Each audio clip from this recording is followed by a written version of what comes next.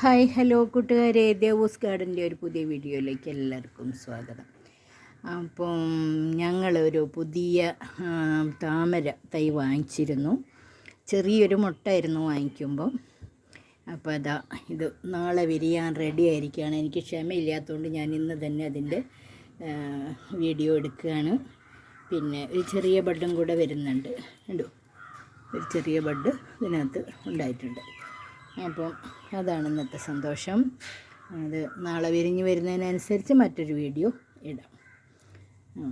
ഇതിൻ്റെ കൂട്ടത്തിൽ മറ്റൊന്നുകൂടെ കാണിക്കണമെന്ന് വിചാരിക്കുന്നു. ഇതാ നമ്മൾ ബൊഗെയിൻവില്ലയുടെ കട്ടിങ്സൊക്കെ വെച്ച് കുറേയധികം ഉണങ്ങിപ്പോയി. ഉണ്ടോ, സാഫിലൊക്കെ മുക്കി വെച്ചതാണ്.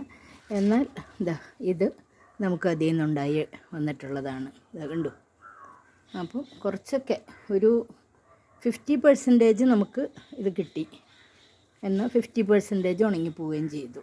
ഇതിന് അടച്ചൊക്കെ വെച്ചാണ് കുറേ ദിവസം കേട്ടോ.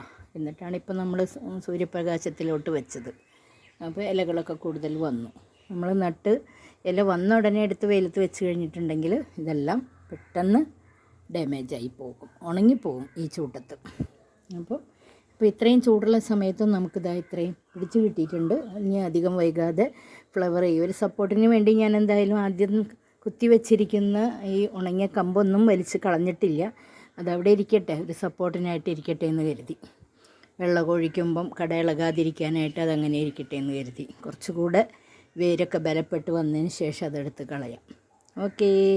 അപ്പോൾ നിങ്ങൾക്ക് എൻ്റെ ബൊഗെയിൻവില്ല വേര് പിടിപ്പിക്കുന്നത് സാധാ മണ്ണിൽ വളമൊന്നും കൊടുക്കാതെ നമ്മൾ വെള്ളം മാത്രം കൊടുത്ത് ഇതിനെ ഒരു പ്ലാസ്റ്റിക്കിൻ്റെ സൂര്യപ്രകാശം കടക്കാവുന്ന തരത്തിലുള്ള ഒരു കവറൊക്കെ ഇട്ട് മൂടി വെച്ചാണ് ഇതിനെ വേര് പിടിപ്പിച്ചെടുത്തത്.